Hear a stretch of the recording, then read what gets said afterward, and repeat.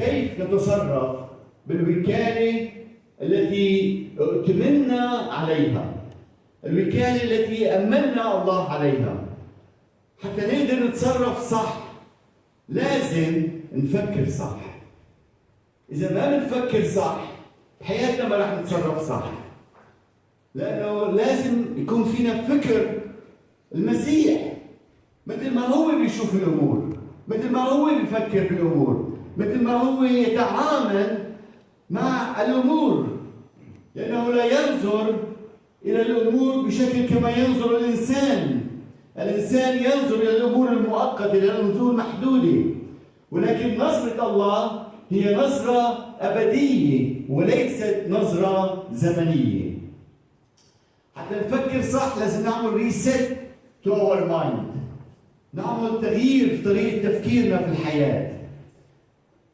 كلمة الله تعلمنا كيف لازم نفكر حسب فكر الله في حياتنا في كل شيء.